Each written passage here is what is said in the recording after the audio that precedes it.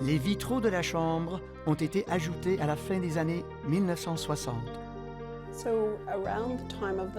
Ainsi, à l'époque du centenaire de la Confédération, le président Lamoureux a commandé plusieurs projets pour l'édifice qui se rapportaient à ses 100 ans d'existence du Parlement. L'un d'entre eux concernait les vitraux commandés pour la Chambre.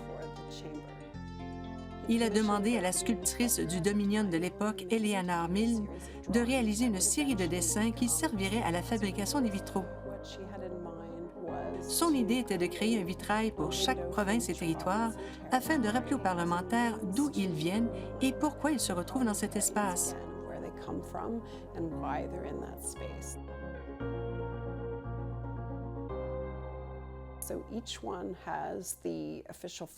Chaque vitrail est donc orné des fleurs officielles et de certains symboles propres à ces régions du pays. Ce que nous savons des vitraux, c'est que le verre lui-même provient du monde entier. C'est aussi une jolie petite métaphore du Canada en tant que pays qui montre que des gens sont venus ici de partout et qu'ils sont tous représentés dans cet espace. Ce projet nécessite beaucoup de documentation et de suivi. Nous avons donc élaboré un plan d'étage où nous avons attribué un numéro à chaque fenêtre et un code couleur pour indiquer le type de fenêtre et le contour pour indiquer le type d'installation. Voici Mark Thompson. Il dirige une équipe de restaurateurs qui travaille à la préservation des vitraux de l'édifice du centre.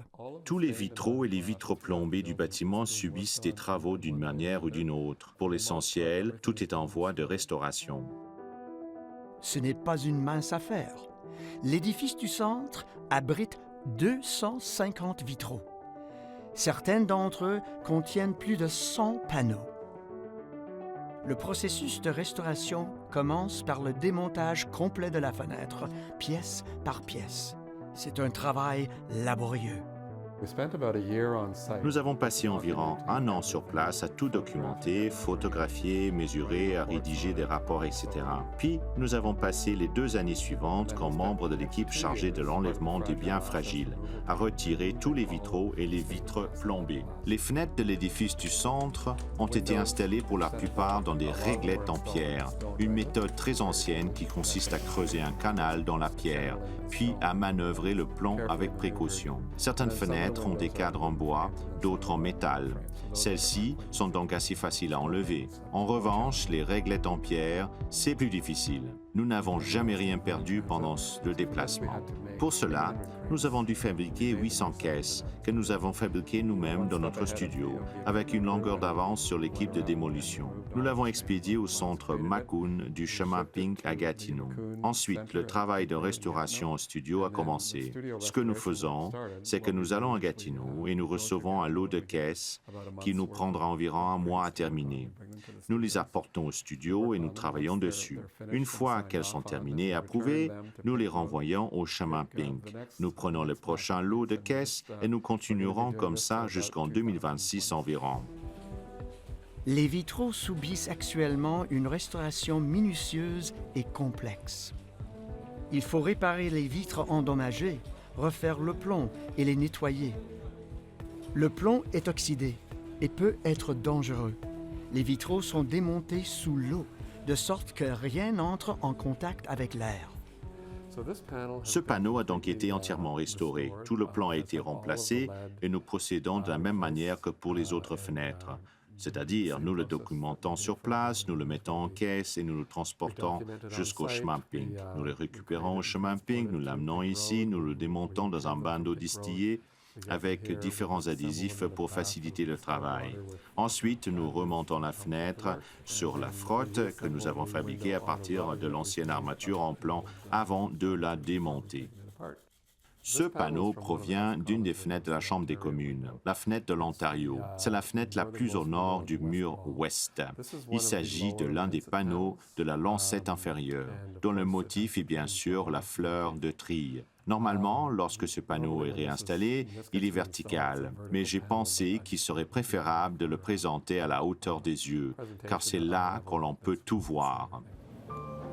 Parfois, ces fenêtres centenaires contiennent du verre brisé. En tant que conservateur, Mark et son équipe ont pour mission de préserver autant que possible le matériau d'origine. Si le verre est cassé, nous recollons les morceaux à l'aide d'une colle époxy optiquement limpide appelée HXTAL-NYL1, spécialement formulée pour le verre et très résistante. Et comme une grande partie du verre cassé était très mince, nous renforçons souvent le morceau de HXTAL avec une plaque arrière.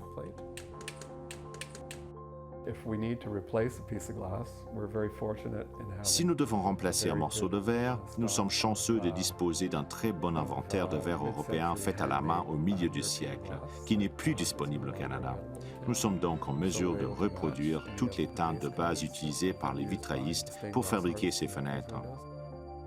Il est difficile d'obtenir beaucoup de matériaux pour les vitraux, mais j'ai racheté différents studios qui fermaient au fil des ans. Et je dispose d'une énorme palette de ces matériaux que je peux utiliser pour assortir n'importe quel vitrail. Il s'agit d'une formidable collection de verres qu'on peut apprendre beaucoup de choses en travaillant dessus. C'est extrêmement instructif. Comme pour toutes les vitrines, on apprend des choses. Mais celles-là sont formidables et c'est vraiment un plaisir. Mais aussi juste un sentiment de, vous savez, c'est un bâtiment très important, nous sommes tous très contents de faire partie de l'équipe. Nous avons vraiment l'impression que nous sommes capables, que nous allons réussir et que nous allons vraiment faire du bon travail. Nous allons être responsables et nous allons bien le restaurer.